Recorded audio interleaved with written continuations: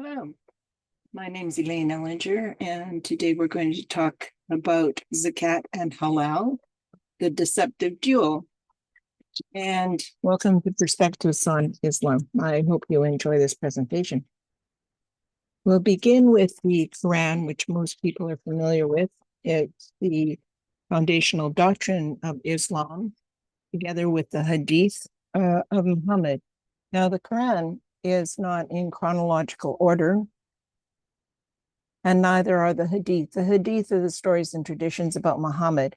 So to understand how it all fits together, it's necessary to have a good biography.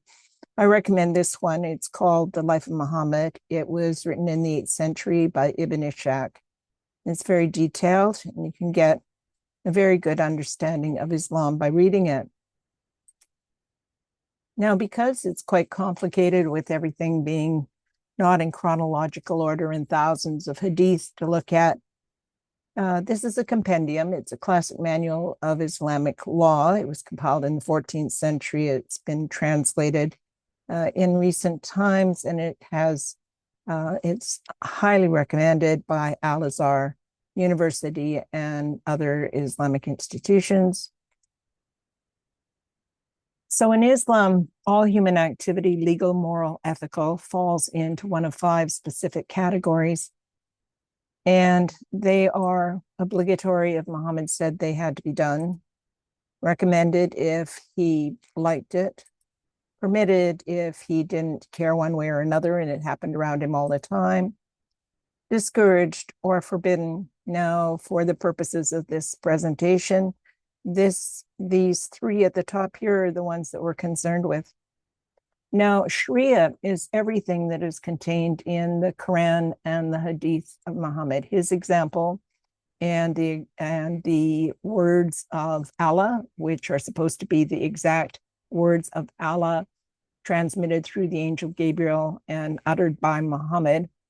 That is Sharia, and Sharia is actually in the text. It's in the Arabic. In Quran 45:18, we have set you on the clear way of faith. This is the ordained way of Islam. And this affects virtually every aspect of life. So to know a little bit about Muhammad, in the first 13 years, he lived in Mecca.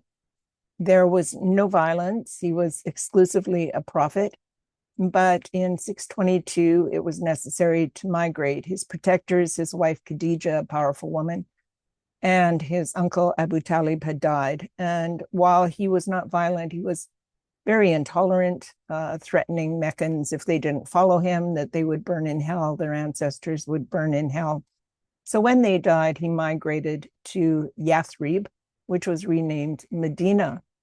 And after migrating to Medina, where there were 3 tribes of Jews, his tactics changed completely. And over the next 9 years, through conquest, conquered the entire of Arabia. And this marks the beginning of the calendar here in 622 AD, not with the beginning of his prophethood, but when he adopted jihad. He became a military leader and politician. It was a complete change of career. And the Quran 48:29 says, Muhammad is the messenger of Allah, and those who are with him are forceful against the unbelievers and merciful amongst themselves. In Medina, he formed the Ummah, divided the community, and it has been so ever since. And if you're a Muslim, you're part of the Ummah, and the peer pressure within the Ummah is very intense. And as I said, he conquered the Arabian Peninsula, and successive caliphs moved out as far as Spain. Now, it's necessary to understand that because there are 2 faces to Muhammad, Islam itself is also dualistic, because the first 13 years, the verses are not violent and they change considerably, but because they're all in the Quran, they are all true because they're considered the perfect words of Allah, and they can be used as the situation suggests they should be used. Because when Muhammad went to Yathrib, Medina, he went there as a supplicant. He was very weak, and as he gained strength, so too did the verses become more violent and more demanding. So The early verses are what is heard when Islam is weak. This is what you hear in the public square. And the later verses are what you witness when Islam is strong. And it is a pattern that has been followed for 14 centuries. It's very predictable. So Islam is tactical. The later verses are considered better or stronger than earlier verses. And it says this in the Quran: whenever a verse is abrogated or caused to be forgotten, we bring a better one or a similar one. Now, the later verses, many of them replace or are considered better than earlier verses that you hear sometimes, and I'll get to a few of those. And also there's different rules for believers and unbelievers, considerably different laws for men and women, and different doctrine depending on the situation. There is no golden rule to treat all as you would like to be treated. So what Muhammad said is, none of you will have faith till he wishes for his Muslim brother what he likes for himself. Now, I didn't put that in there. When you look up the hadith, you'll see it. I prefer the Halalization translation because it includes commentary right in the doctrine to make it quite easy to understand. And I often use tafsir. A very good one is Ibn Kathir, and it's highly regarded in the Islamic community for clarification when it's needed. Muhammad also said, whoever conceals the faults of a Muslim, Allah will conceal him his faults in this world and the day of resurrection. So it is imperative for Muslims to cover for each other if there is some concern that there might be a problem. Concealing the faults of a fellow Muslim is thereby rewarded, and it is an enormity to show others the weak points of the Muslims. Quran 8:12 says, I will cast terror into the hearts of those who have disbelieved, so strike them over the necks and smite all over their fingers and toes. So you see the difference between for Muslims and for unbelievers. This is dualistic. So to continue with this, sometimes it's not just dualistic, it's actually deception. Now, Muhammad early on was being bothered by a Jew. Now, within 5 years, there were no Jewish tribes. They'd been half of the town, but within 5 years, there were no Jewish tribes left at all. All three were either exiled or executed. The last tribe, between 600 and 900 Jews, he had them all executed, beheaded in a single day. But early on, there was a poet by the name of Ka'b, and Ka'b was opposed to Muhammad. And so Muhammad asked if someone would kill Ka'b for him. And Maslama volunteered, and he said, but would you allow me to say a false thing to deceive him? And Muhammad said, you may say it. So Maslama pretended to be a friend of Ka'b and then killed him. So there's one example from this and two lessons. One is that you are allowed to say false things, and the other is that criticism of Muhammad or Islam is not tolerated. And in Islamic countries, mocking or opposing Muhammad or Islam is a capital offense. Now, Reliance the Traveler, the classic manual of Islamic law I showed you earlier, it says, scholars say there is no harm in giving a misleading impression if it is required by an interest countenanced by sacred law. That outright lying is permissible in 3 cases: war, settling disagreements, and a man talking with his wife or she with him. Now, this is not the sort of thing that people are accustomed to finding in religious doctrine, that permission to lie is granted. So deception, such as omitting important information to leave an erroneous impression, is preferable, but it is permissible to lie when the goal is permissible, and obligatory if the goal is obligatory. So there are several kinds. Here's just 4 of them of deception. Taqiyya is to lie. Tariya is to mislead. So say someone comes to the house and says, is so-and-so here today? And you say, no, they're not. Now they're in the other room, but they're not here right where you're standing. So that is tariya, you're misleading someone. Or you say, what time is it? Do you have time to meet with me? And you say to yourself, well, no, I don't have a clock on. And what you say to them is, no, I don't have time. So this is how you can mislead someone without actually lying. Kitman is to omit information. We see that quite frequently. And Maruna is to pretend that one is not a Muslim at all. And sometimes we do see that with migrants who are coming in and saying that they're some other faith, and then it turns out they actually follow Islam. And Quran 480 says, he who obeys the messenger has obeyed Allah. So there's really no difference whether you're doing what Muhammad said to do or you're doing what Allah said to do. And Muhammad said, whoever conceals the faults of a Muslim, Allah will conceal him his faults, and in the day of resurrection, as I said. So there is a heavenly reward for covering the faults of a Muslim. So I mentioned earlier war, that it's okay to lie in the case of war. Well, what is war? Now, in the Quran, it says, indeed, the penalty for those who wage war against Allah is that they be killed, crucified, Allah and his messenger killed, crucified, hands and feet cut off, or exiled. But what is war? Now, when you look up the commentary of Ibn Tafsir on this, it explains, it clarifies that waging war includes disbelief, blocking roads, and spreading fear. And we do see a lot of blocking roads these days, and terrorism, certainly, such as this in Vienna a number of years ago, are very fearful. And the thing is that this is a verse that you quite often hear, and it's offered as one showing peace. Whoever kills a human being, it's as if he's killed all men, and whoever keeps it alive, it's as if he keeps all men alive. And we do hear this said as if this is some wonderful thing of Islam that we can all relate to. However, this verse is actually directed specifically at the Jews. It is not meant for Muslims. And it says, for this reason, we have prescribed for the children of Israel, okay, only them, whoever kills a human being without committing murder or causing mischief on the earth, it is as if he had killed all men, and whoever keeps it alive, it's as if he keeps all men alive.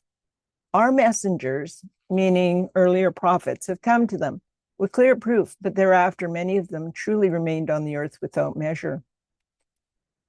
And it continues, these go together. But the reward of those who wage war, I've told you what war is, against Allah and his messenger, and strive to do mischief in the earth, is that they be killed or crucified, have their hands and feet cut off, or be banished from the land. This is a disgrace for them in this world, and in the hereafter there is for them a mighty punishment. So to wage war, as I said, is to oppose or to mock Muhammad. So how does Islam exert influence? Now, here's a couple of examples from politics and education. Now, Muhammad said, had only 10 Jews amongst their chiefs believed me, all the Jews would definitely believe me. And on his deathbed, he said to continue giving gifts to the foreign delegates, as you have seen me dealing with them. And we see examples of this all the time. Now, in education, he also said, if 10 scholars of the Jews would follow me, no Jew would be left on the surface of the earth who would not embrace Islam. And what do we see happening in the classrooms? Now, this is from Islam in the Classroom. It's a while back. Deficiencies in Islam-related lessons are uniquely disturbing. History textbooks present an incomplete and confected view of Islam that misrepresents its foundations and challenges to international security. That Islamic activists use multiculturalism and ready-made American political movements, especially those on campus, to advance and justify the makeover of Islam-related textbook content. And we see this happening on campuses. And despite receiving large amounts of funding from Qatar over the years, Columbia University has not reported any of this funding to the Department of Education. Moreover, there have been no references to connections between Columbia University and Qatar or Qatari entitlements in its financial statements. And we have seen over the last couple of years that the anti-Semitism at Columbia University is quite horrendous. So there have been millions and millions and millions of dollars that have been going into Western universities from Islamic states. And this actually began in 1979, but that's another story. So deception is actually mandated in strange ways. So how do you compel non-Muslims to go along with deception? Well, here is a man who was asked to be the human rights chief in Alberta, but because of a book review he had written 8 years before, saying that it is the history of Islam that drives the jihadis of today, many Muslim organizations complained, and he was asked to step down. He lost his job. So this is an Egyptian scholar who was sentenced to 5 years for recounting accurate history. This happened in Egypt. In Tennessee, a lawyer was fired for saying Islam isn't a peaceful religion, but Muslims as well. They say he didn't create any kind of a terrorist organization, only that he's betrayed his religion and the state by following YouTube and Twitter accounts. It is the first time a death sentence has been decided so fast. So this is a Saudi man, an educator, and a number of people are executed every year, Saudi Arabia and Iran, for saying anything against the government. And that's just, opposing Sharia, opposing extremely lengthy sentences for people. They've had a Twitter post, they're sentenced to 45 years in jail, and someone will oppose that, and then they're in jail as well. So what is zakat? So moving on to zakat, this is a pillar of Islam that most people have heard about, and they think it's a charity. Well, it's actually a tax, but I'll explain a bit more about that in a minute.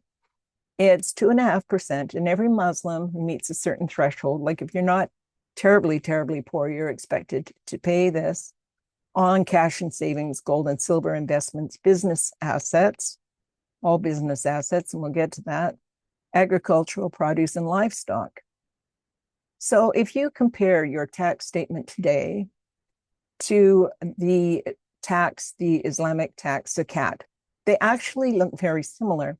Now, zakat is actually a socio-political economic system of governance. This is how it's financed.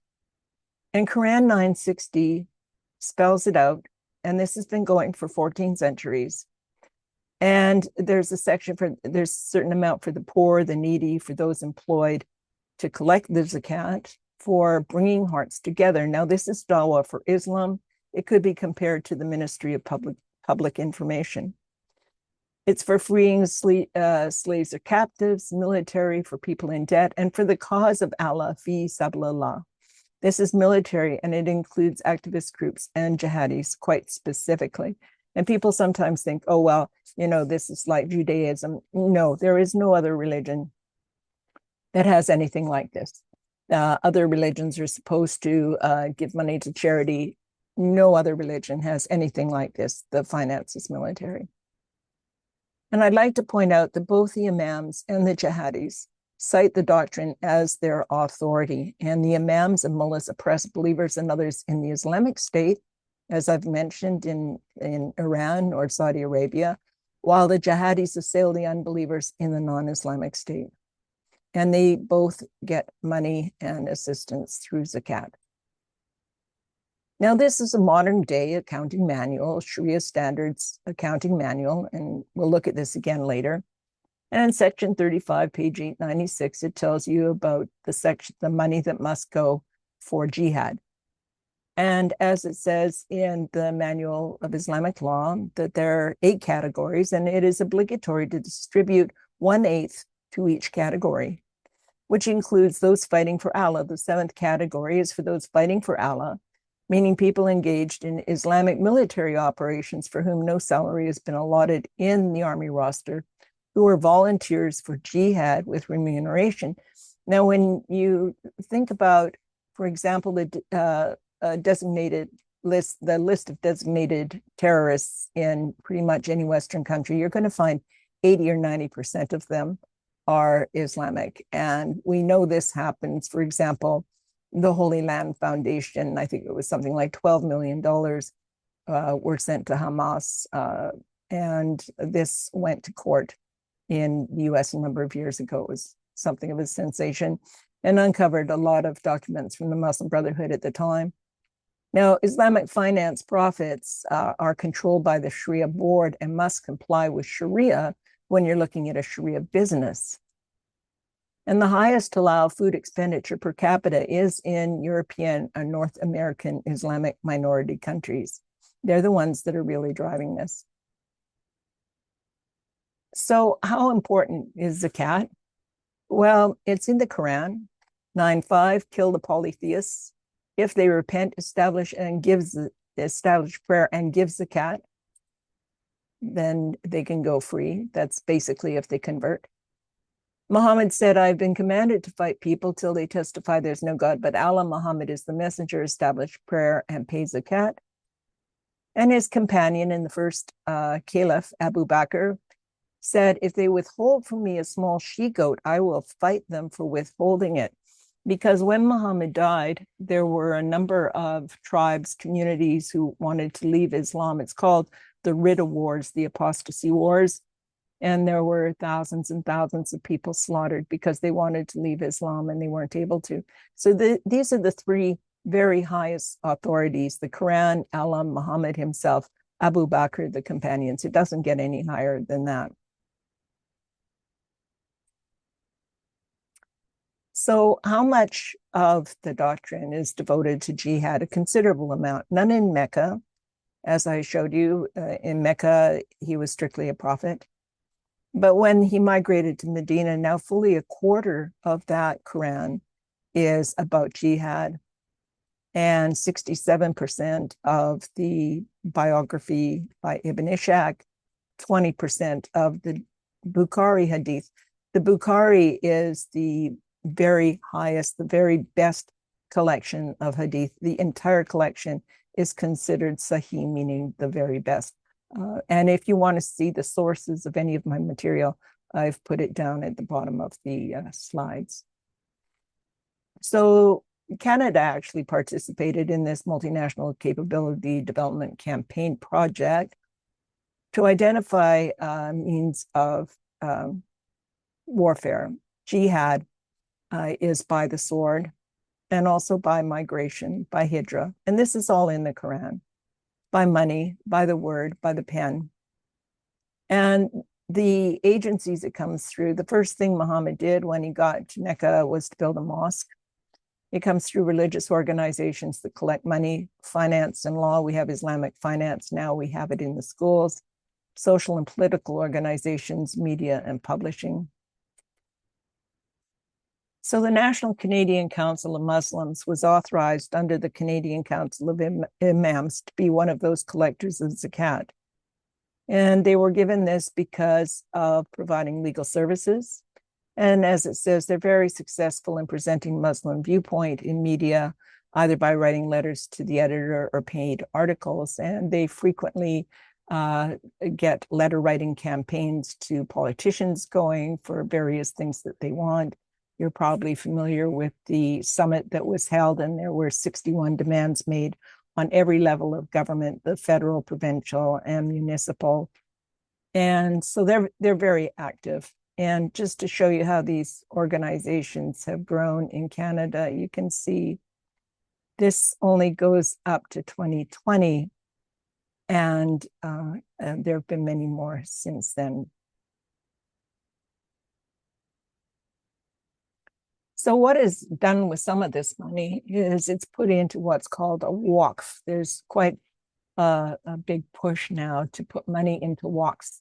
Now, waqfs are basically a change in sovereignty. Once it is dedicated to Allah, it remains a waqf forever, signifying a waqf is perpetual, inalienable, and irrevocable in nature. For example, an entire town in India discovered that the Muslims there believed that that town, including their temple, was a waqf. Israel is being claimed by Hamas to be a waqf, that once it's in Islamic hands, it has to be returned to Islam. It is akin to a change in sovereignty from the country in which it resides to an Islamic domain of Allah to be defended as such. So you hear about community centers, cemeteries, mosques, but also things like malls can be dedicated as a waqf so that the profits will be used to benefit Islam.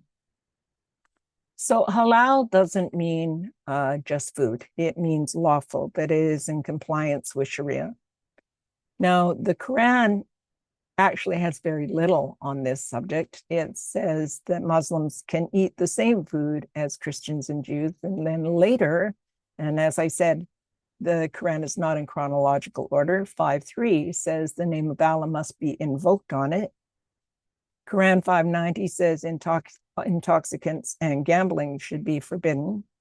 And Quran 3:130 says not to engage in usury, because originally this was like doubling and quadrupling interest, usury in terms of far too much interest. Those who devour usury will not stand, although it has been turned into something entirely different now. But originally it was just, charging too much interest. Now, if you've got a mall and you're invested in it and you don't want intoxicants and gambling, then you can see that it's going to make a difference long term, especially where waqf is involved. Now, also in the Quran, and said many times, 5:3, 2:173, 16:115, and it says that if halal food isn't around, there is no sin in eating other food because of necessity, and that goes for everything. It's an accepted principle in Islam. And this is an example of the deception I was speaking about earlier, because demands are made, and this is never mentioned, that there's a principle. This is how Muslims have lived quite peacefully for decades in Islamic countries or in non-Islamic countries because of the principle of darura. Necessity overcomes obligation and makes the forbidden permissible. So if halal food, Islamic schools, Islamic finance, insurance, and mortgages are not available, then darura applies, and the Muslim is free to choose a non-Sharia alternative and cannot be pressured to accept only Islamic alternatives. But once the Islamic alternative is provided, so a Western government says, yes, you can have Islamic finance, now Muslims will be pressured by entities within the Islamic community to accept only the Islamic option. So the way this develops is first you have migration, and then a demand for halal, and then certification. So non-Islamic countries wanting to get a piece of this market are asked to certify. Now, this will mean that it has to follow Sharia standards, and there will be a Sharia board, and they have to pay a certification fee of a couple $1,000s every year. And then the production begins, which will follow Sharia standards. And then sales. Now you can see here the unbeliever is paying for this. They're paying for sales. They're contributing to profits and assets. And this is promoted as ethical investing. And it produces zakat, and the zakat helps finance jihad. You see, this is a very vicious circle.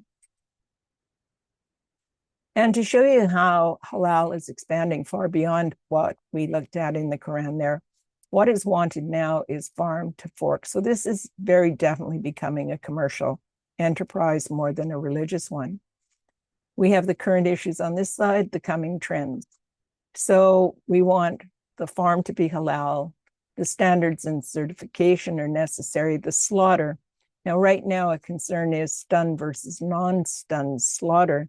Now, with stun slaughter, the animal is not as distressed when it's killed. What is wanted is non-stun slaughter. Processing and manufacturing right now, because there may be some other food being processed there, there's contamination with non-halal food. They want halal from the ground up. Labeling, and that could include halal glue on the label. Marketing and branding, there's a lack of consumer habit right now, and they're wanting to change this, and it is changing with halal-focused marketing and digital innovation like apps. So logistics, right now there's mixed storage, lack of standards. They want dedicated transport and storage and port-to-port protocols for halal all the way. And the ingredients and additives. Also wholesale and retail. Right now, there's a lack of management buy-in. People don't know if they really want it, but there's that enormous market.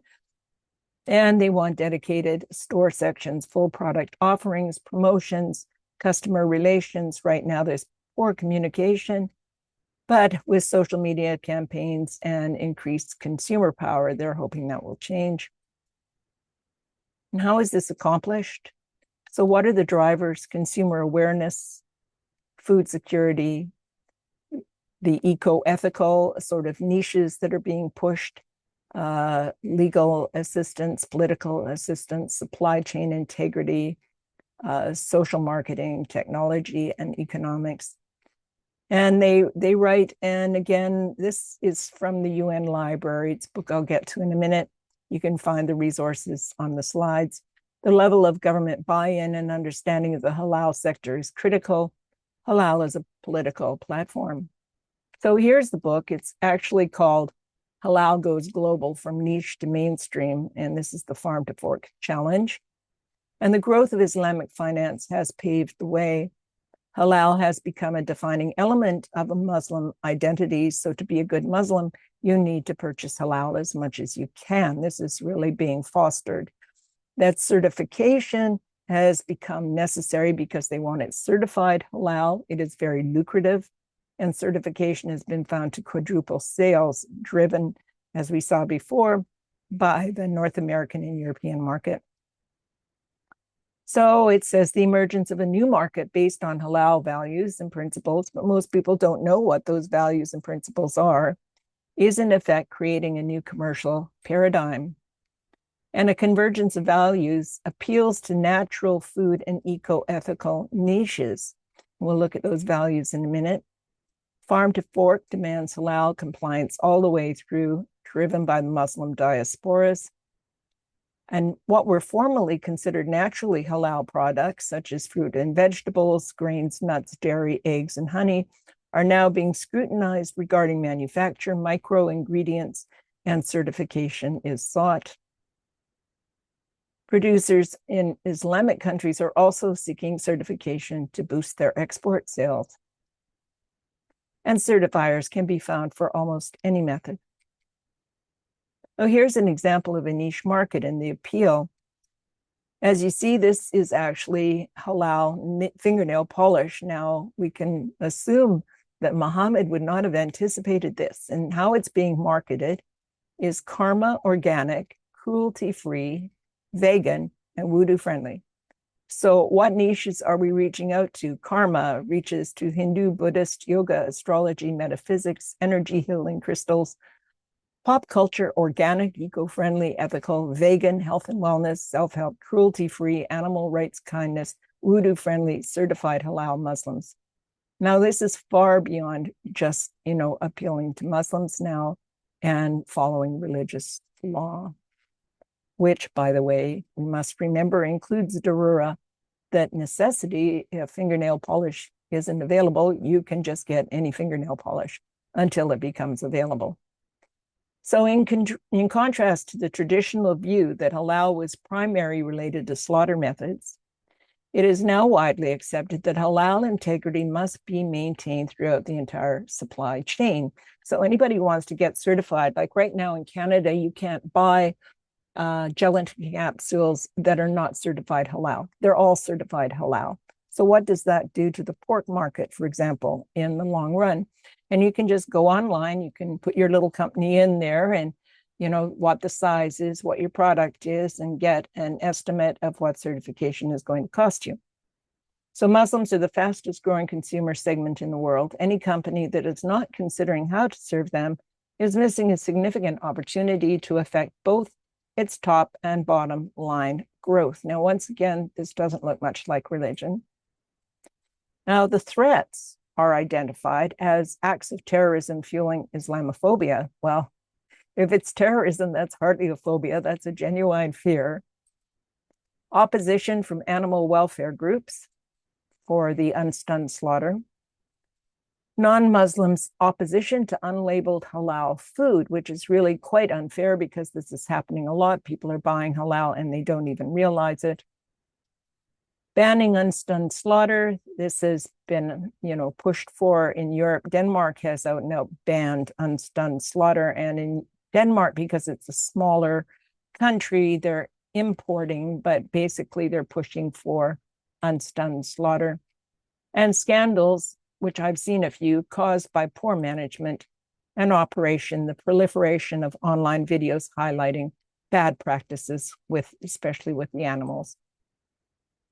So in Canada, we have the largest halal expo in all of North America, even though we are 1/10 of the size of the US, and you can get almost anything there halal.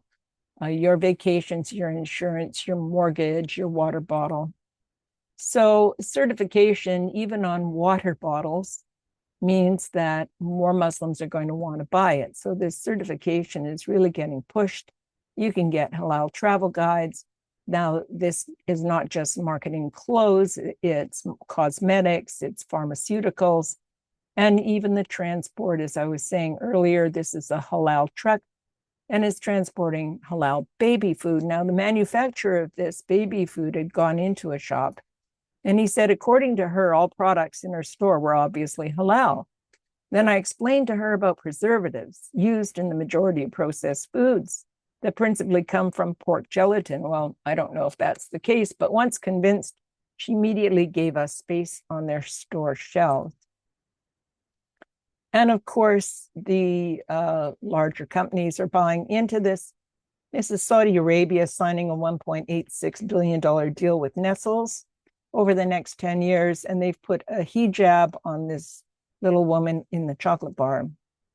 And it says the success of dedicated halal manufacturers such as multinational Nestle's, Crescent Foods has also got a dedicated halal facility, and Kellogg is building a $100 million manufacturing facility in Malaysia.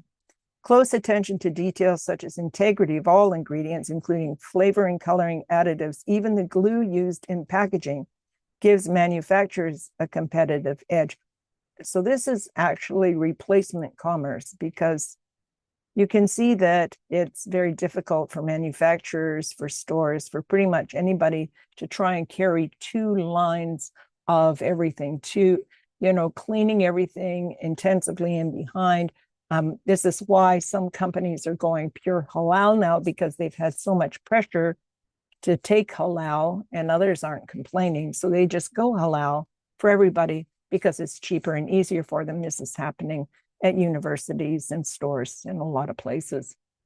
So brand loyalty depends on clear messaging, authentic concern for the importance of halal for the customer, and it is becoming non-negotiable for most Muslim customers because it is available. So right from the source, the composition, the manufacturing. And here's an example of cheese. As you can see, the starter, the enzymes, the acids, the salts, the colorants, the lipase, they all have to have halal certification along with the rennet. But then we have universities, and they're secretly serving halal meat to unknowing students, which doesn't seem fair. Now, here are the standards for slaughter. There are several. Now, the Organization of Islamic Cooperation is the biggest and includes all of them. So it might be this standard that's used, or it might be that standard that's used. And actually, there are other standards besides these four. These are the four biggest ones: Malaysia, Indonesia, the Gulf states, and the OIC. So at this point, 96% of Muslim travelers consider halal food to be critical. This is the OIC in the dark pink here. And it is the largest voting bloc at the United Nations. And it does have tremendous influence, not only because of its wealth, but because it's well known that it controls the Ummah. So 85% say that halal food at the facility around them is important. 81% want no alcoholic drinks at restaurants and food outlets. And the high level of awareness is due to the availability of apps. Now, apps are getting used a lot. I've done another video about apps in the workplace. But this will link people to restaurants, and it creates halal hubs. And here's an example I'll play.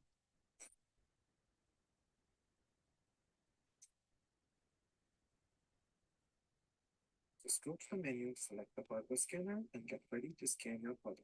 Scan the barcode, and the product's highlight information pops up right away. With the Halal and Zakat, you can sort products by category and even request expert views. So there you go. You can find dating on there. You can find a mosque on there. You can find a travel plan on there. You can find your food. You can check it. Everything is on that app. So this is really encouraging and assisting people to purchase halal over anything else. So what are the criteria for slaughtering? Well, it varies. Now, in Indonesia, the closest pig farm has to be at least 5 kilometers from the halal premises.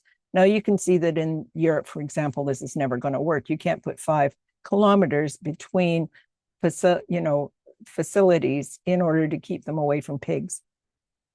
And for the OIC, the slaughtering site shall be dedicated to only halal animals and halal slaughter. And slaughtering tools shall be free from materials categorized as naj or haram.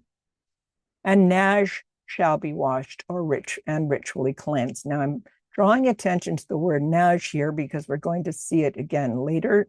It means impure filth. It is a really haram thing. So halal animals are permitted, but stunning should be avoided except for violently resisting animals.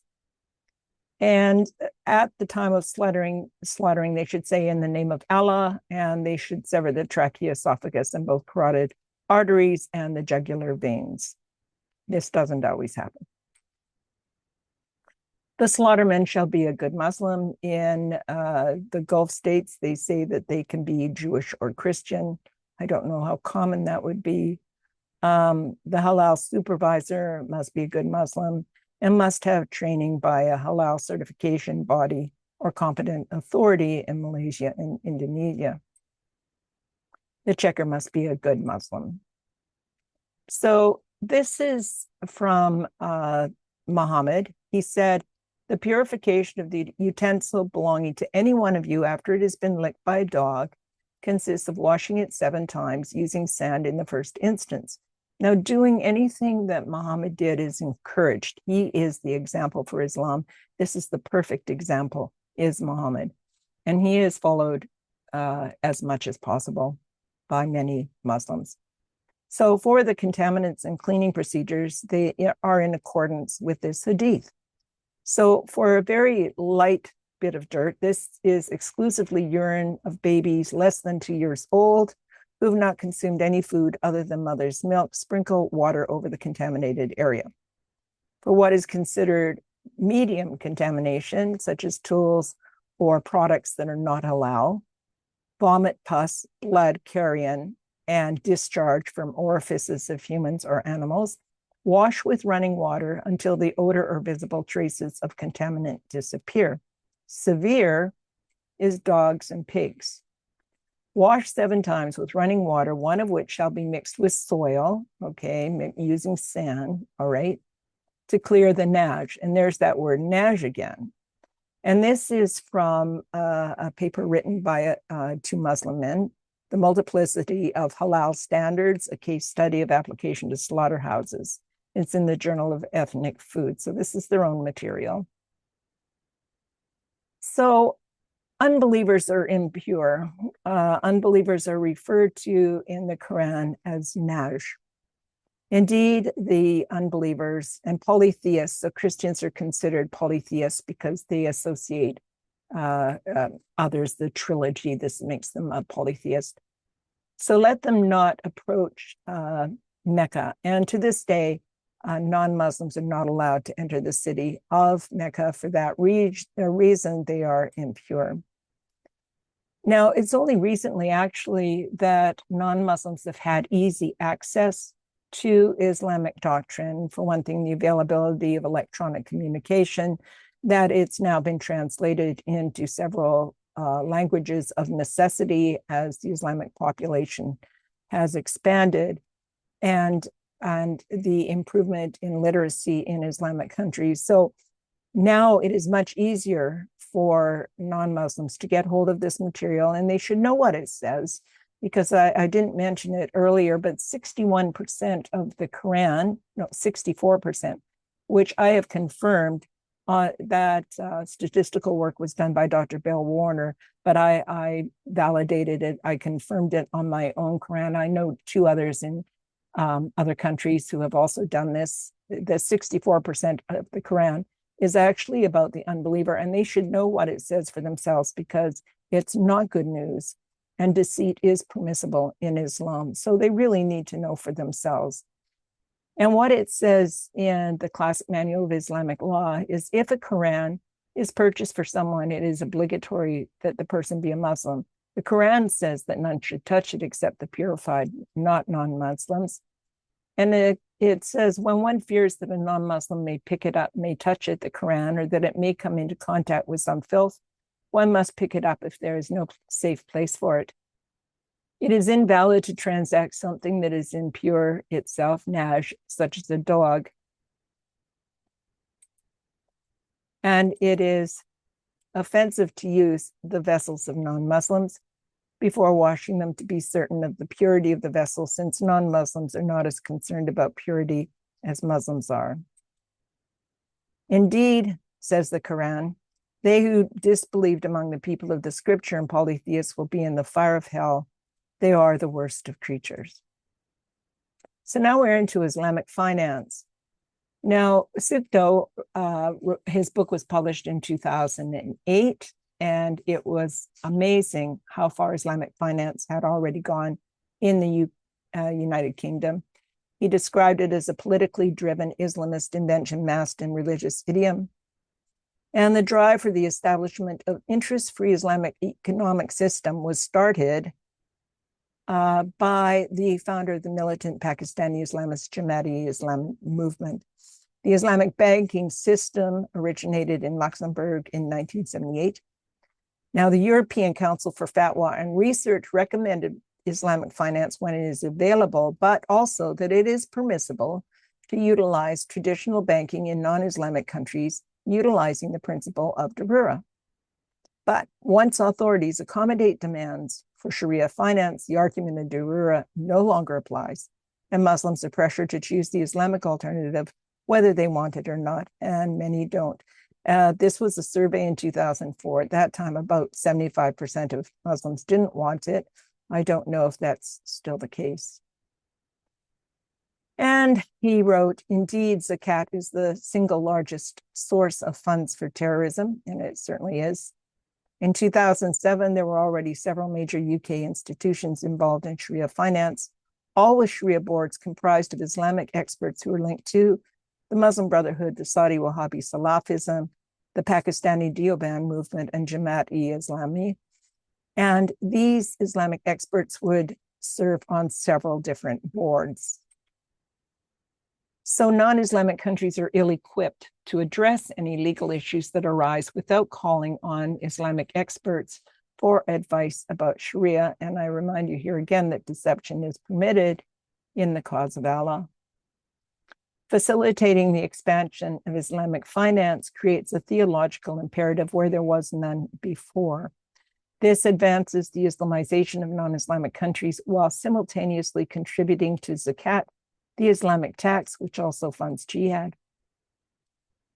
Now, Tim Dieppe wrote this book. It was published this year, The Challenge of Islam, Understanding and Responding to Islam's Increasing Influence in the UK in 2025. And one chapter in that book is devoted to Islamic finance. And this was actually Tim's profession, so he's very knowledgeable about this. He writes, Islamic finance is promoted by and associated with Islamic extremists. In 2014, Britain became the first non-Islamic country to issue an Islamic bond to encourage Islamic finance. There are now over 20 banks offering Islamic finance in the UK and over 100,000 retail customers. The global market for Islamic finance was expected to reach $3 trillion by 2018. And that Islamic finance courses are offered in 70 educational institutions. They are vulnerable to money laundering and fraud owing to a lack of transparency. And also that the naivety of Western governments and financial institutions is extraordinary. Al-Qaeda was able to receive between 300 and 500 million over a decade from wealthy businessmen and bankers, representing 20% of the Saudi GNP, through a web of charities and companies acting as fronts, with the notable use of Islamic banking institutions. So I'll bring you back to the Sharia Standards Manual I showed you earlier. The former chairman of this organization and the man who wrote the introduction to this book is a man by the name of Usmani. Now, he is vice president, Darul Uloom in Pakistan, permanent member of the Fiqh Academy in Saudi Arabia, the OIC. And in his book, Islam and Modernism, he answered a question as to whether jihad needs to be waged in a country where Islam can be freely preached. He replied by quoting the Quran and stating, "Here, killing is to continue until the unbelievers pay the jizya, which is protection money, after they are humbled or overpowered." He said, if the purpose of killing was only to acquire permission and freedom of preaching Islam, it would have said, until they allow for preaching Islam. And he's quite right. That's what the Quran says. Fight those who do not believe in Allah and the last day and do not consider unlawful what Allah and his messenger have made unlawful, that means Sharia, and who do not adopt the religion of truth, meaning Islam, from those who were given the scripture, that means the Jews and the Christians. Fight them until they give the jizya willingly while they are humbled.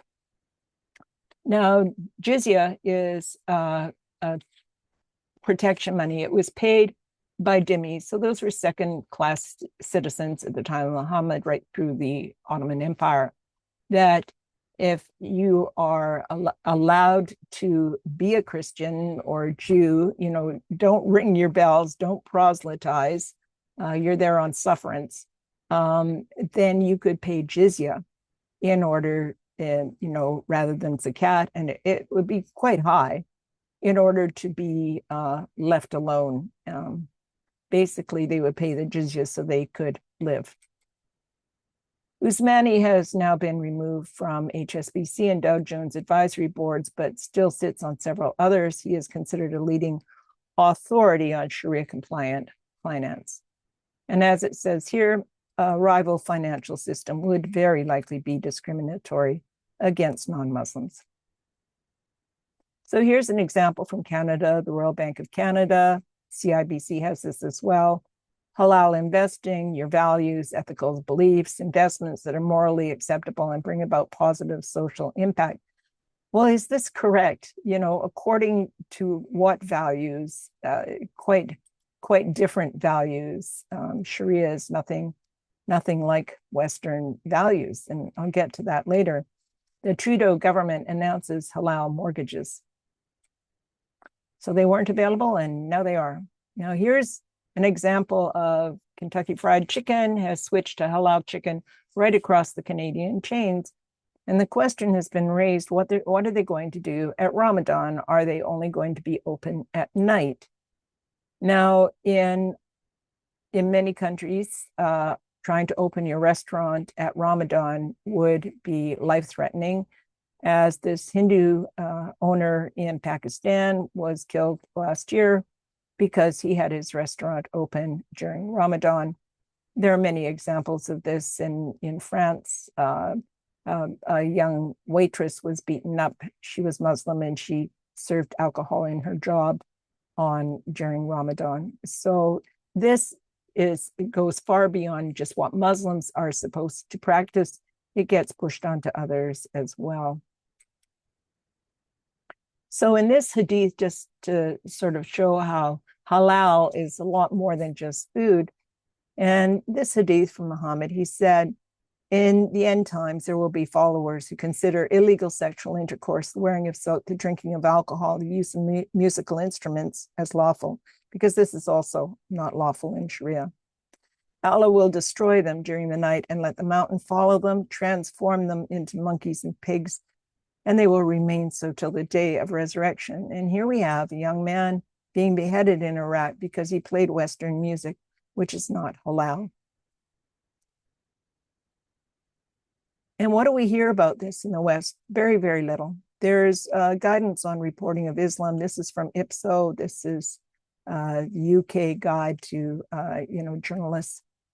And it says this guidance provides editors and journalists with a framework for considering issues around the reporting of Muslims in Islam. Though many of the issues are relevant to reporting any religion of community, it's really not the case. This entire guide is about Muslims in Islam. And why?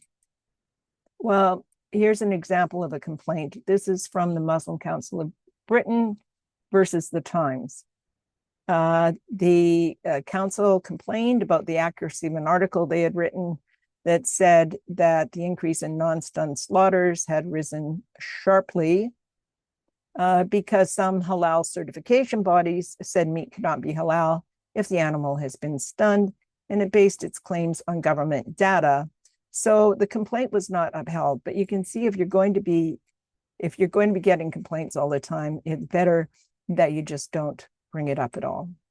And that's what we see happening. Now, this is another app I spoke about in another presentation about Islam in the workplace. Now, this is from the Council of American and Islamic Relations. Now, the National Canadian Council of Muslims was formerly named CARE Canada. And this is an international app. So in any Western country, if you have a complaint about a publication or about how you're treated at work, if you want halal lunches and you're not getting it, you can lodge a complaint. It's very, very easy to do. I gave it a try, and it doesn't matter where you're reporting from. I actually learned about this from an organization in France who are trying to help employers because, employers and colleagues, they don't have an app they can use. And some of them are being positively bankrupted with court costs because these complaints are being financed by CARE and its lawyers right up to the highest courts. So here you have a Costco employee who's refusing to touch pork, and he's sued after getting transferred to a different department. Here's another one. At Marks and Spencer, there was a Muslim worker who refused to sell champagne. Now, you're taking these jobs, this is part of the job, and then refusing to do it. So this is an article about Oxford. Anger has flared after an Oxfordshire school bans packed lunches. You can't bring your own lunch, and they're offering kids halal meat, water, and salad. And the head teacher says she's encouraging kids to eat healthy. And we're always hearing things like this. Well, we're wanting to do the right thing, but is this really the right thing? What else is halal? Female genital mutilation is halal. It means lawful. Child marriage is halal. Slavery, chattel slavery is halal. Marital rape and domestic discipline are halal. This is not an exaggeration. A husband is entitled to his wife sexually at any time, according to the doctrine. Polygamy is halal. First cousin marriage is halal. And in fact, in some places, it's encouraged. Blasphemy and apostasy laws are enforced. Punishments occur, such as amputations and floggings, and testimony inequality in legal proceedings. This is all halal. A woman's testimony is worth half that of a man's, and inheritance laws. So if there are 4 wives and a woman is entitled to a quarter, but if there's a child, she's entitled to 1/8. And if there's 4 wives, that 1/8 has to be shared amongst all of them. So what does the future hold? Well, this is the Muslim Association of Canada, and they already had about 50 schools when they opened this college last September 2024. And this is what they say, that their programs are authentically grounded in the Islamic worldview based on Islamic primary sources, the Quran and the Sunnah. So this is what is being taught in Canadian schools. I don't know who is vetting these courses, but it makes Islam sound like it's very wonderful. We're hearing that a lot on college campuses. And they say it will be transformative, and it certainly will.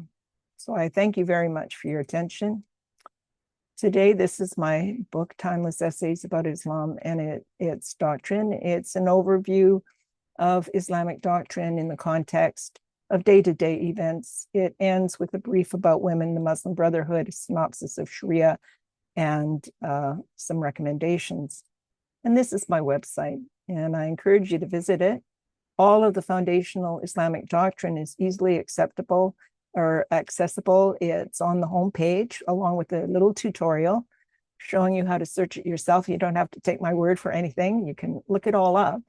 And there's a resource page with many resources on a wide variety of subjects, you know, from women to, you know, halal, to the workplace, to history, statistics. There's a lot there. And I hope you will visit it. I hope you enjoyed this presentation. And I very much hope that you will share it. Thank you.